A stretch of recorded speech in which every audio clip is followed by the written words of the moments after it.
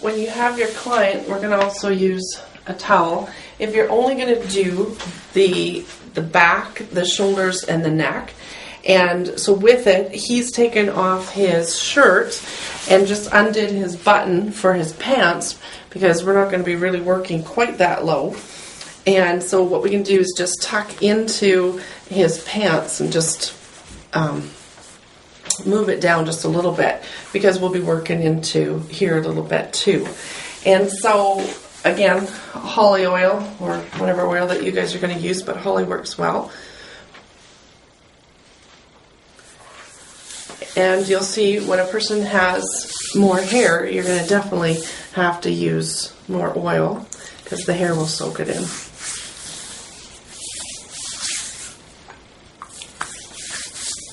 And in the summertime too, the suntans actually will suck it in really good too.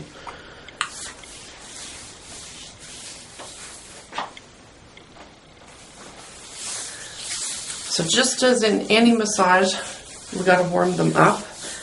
He's not bad. He's a little cold in his hips.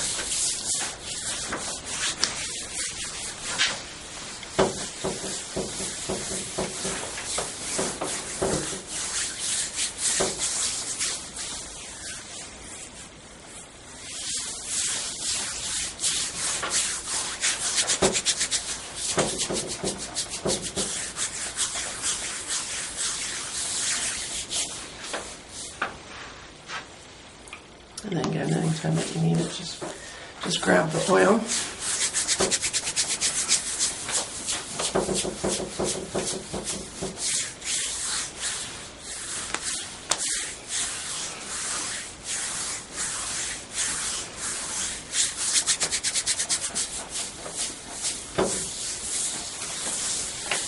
You can go from any position. Now, if you didn't want to warm up and use all the energy to warm them up, there's nothing saying that you can't use a heating pad. So I would just put the sheet down and then put the heating pad over top, just so that you don't have to clean the heating pad all the time. And leave it on there for 5-10 minutes or something, and then come back and you could do a light massage, and that would heat the muscles up a bit too. Or hot stone massage.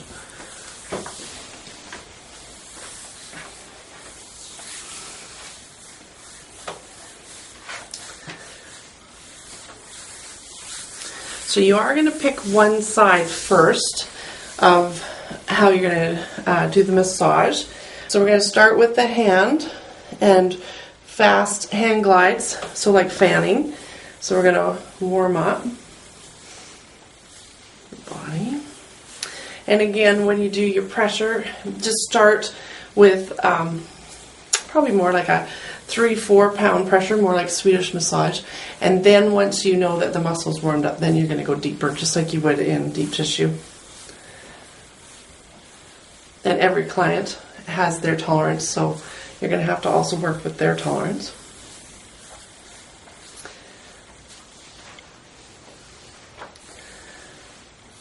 Okay, so once you know it's warm, and how do you know it's warm? You can answer me. The movement of the skin or the muscle. Because it starts to feel different, right? So it starts to move different. It starts to glide easier. Yeah. All right. So then what we're going to do is we're going to change our own stance again, like once you're going to get in there. And now when I go to glide in with the hand, we're staying off of the spine.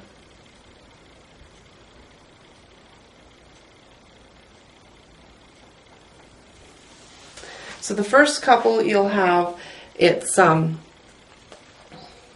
each time you're going to go with just a little bit more pressure.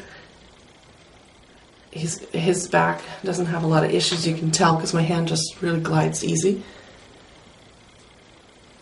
Like it just moves. Okay, so now this time I'm going to go with a little bit more of the heel of my hand, and I'm standing a little bit more over the body. Pressure's okay? Mm-hmm. That would be probably at the moment about a 7-pound pressure that I was using.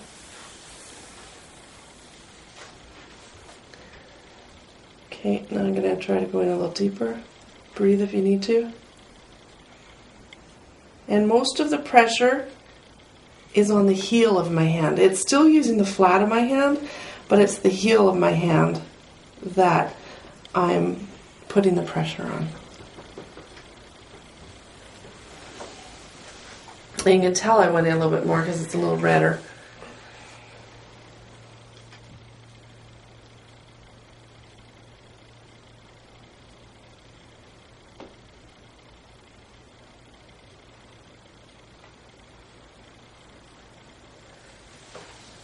Okay.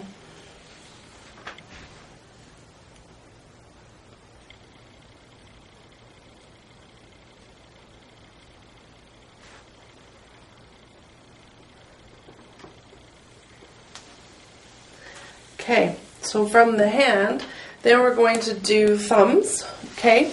And in here, we can choose to do sideways, or it's a little harder to go this way. Like you can see that the muscles and all that kind of, they buckle, so I can't really do it as easy. So it's easier getting in this way. Now, when I'm using the thumb pressure, sorry, he flinched. So I either tickled him yeah. Sorry. Mm-hmm. So breathe. Because now I have the thumb pressure, it's smaller, right? It would be like wearing a high heel shoe with a stiletto and stepping on somebody, or a big clunker and stepping on somebody. So it's a different pressure now that's coming in. You could see when I got into this part, even though my thumb kind of came along here too, and it felt like a tickle. But the second time when I wasn't touching him here, he still flinched here too. So this area for him's a little tight. And so, because you can tell he's not flinching in other areas. So you can always tell where the area is when they start to flinch, because that's the area that's saying back off kind of thing. Mm-hmm. You can also get into those karate chop. Why it's called karate chop is because if you've ever seen that movie, he does... how did they say that? Wash on, wash off? Wax on. Wax on, wax off. That's it. Yeah.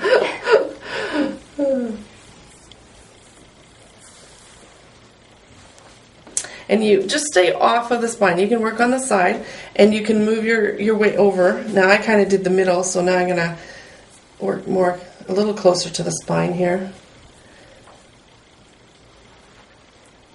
Breathe.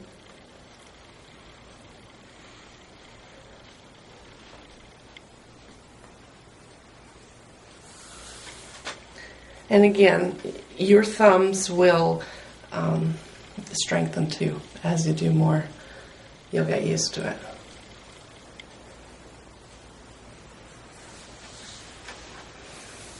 Okay, and then we're going to do just straight ups.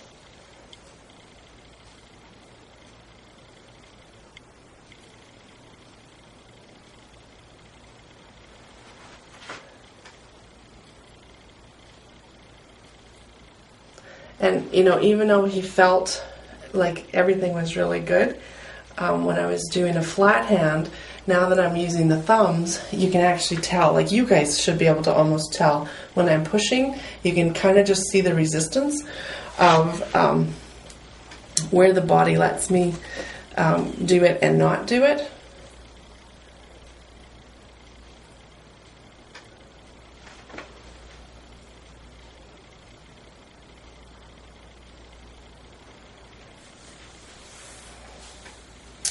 Stay off of his tickle area.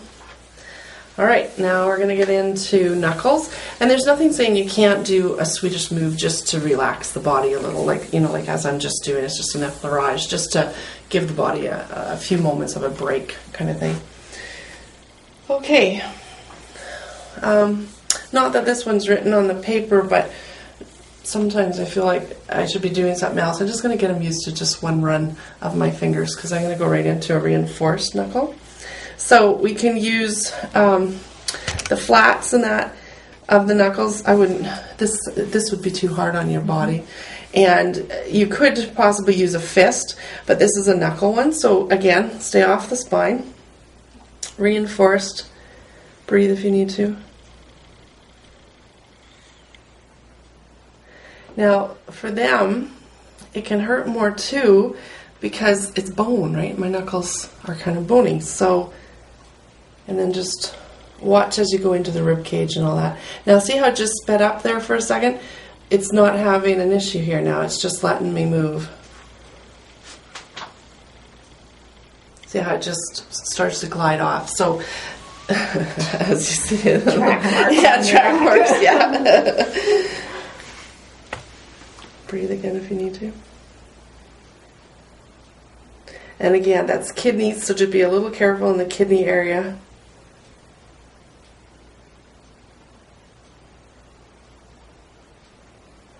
And then make sure that you get over the scalp there so that you're not making his bone go up into.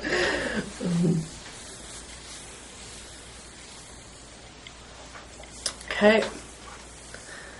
Circles. Nothing saying you can't use one hand.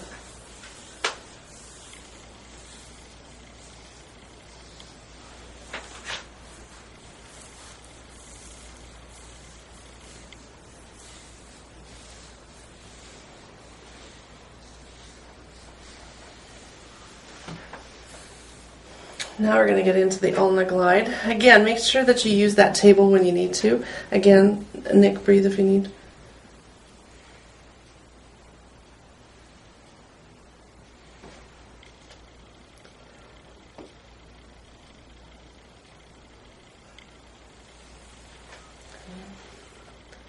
Again.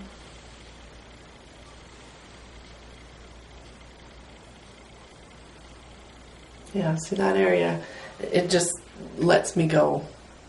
He kind of not flinches, but he resists over the kidneys. So just make sure when you are doing your client that you watch or notice where they resist, so that you can be careful, because kidney area, it might not be a muscle issue. It's just the kidneys are there and they don't want any pressure on them. So just make sure that you're good that way.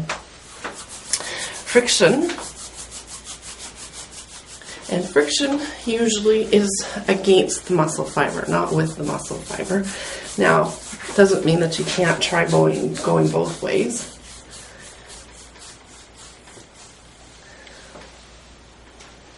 Okay, now we're going to get into forearm. And we're going to do it in 3 rows.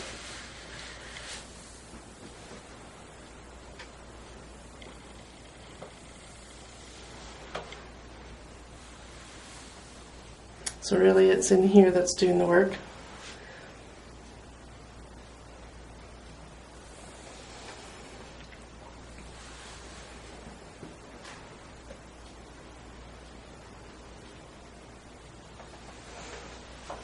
Okay. Now we're going to get right into the elbow.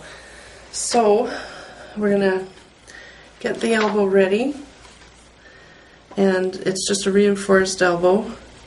Also, that reinforced elbow, and now I'm off of the spine, I'm just on the edge, but the hand is giving him a little bit of a pre-warning of what's coming in, because the elbow can be painful. Mm-hmm. So the hand gives a little bit of pressure before the elbow does.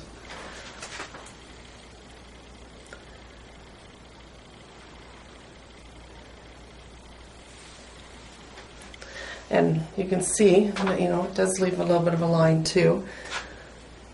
Now again, over kidneys, be a little bit careful.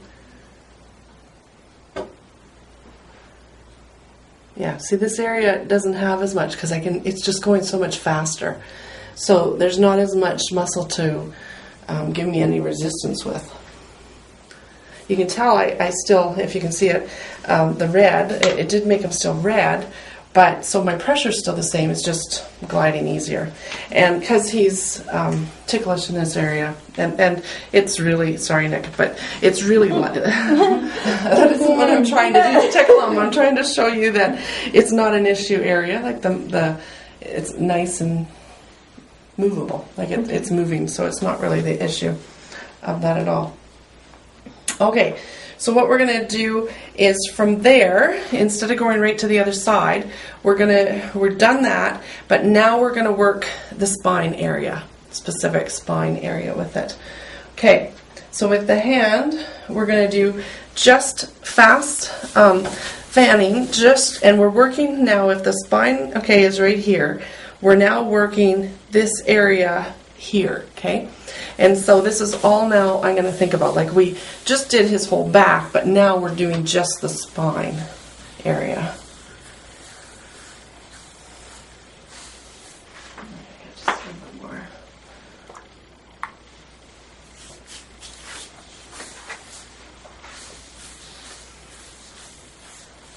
And again, fanning does what?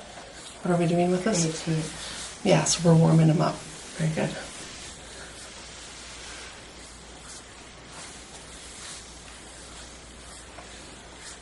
Okay, then we're going to slow it down.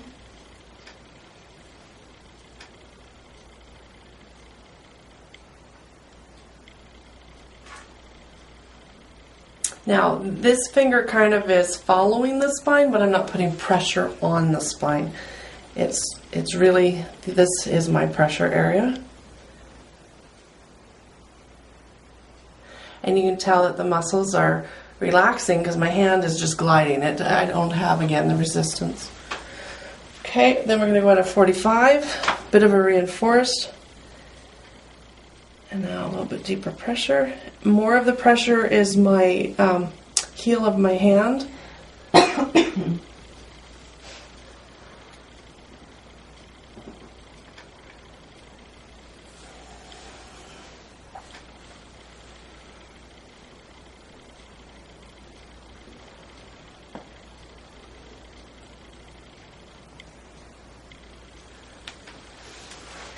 Okay. Now again, only this area that we're going to work. Breathe again if you have to. Yeah. Not on the spine, just beside the spine.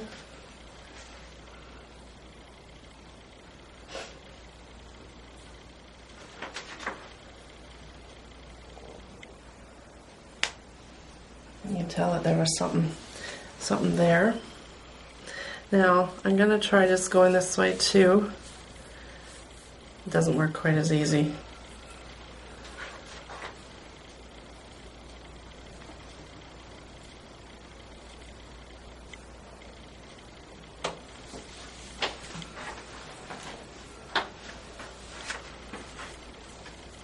Again, just on the edge of it, not on the spine.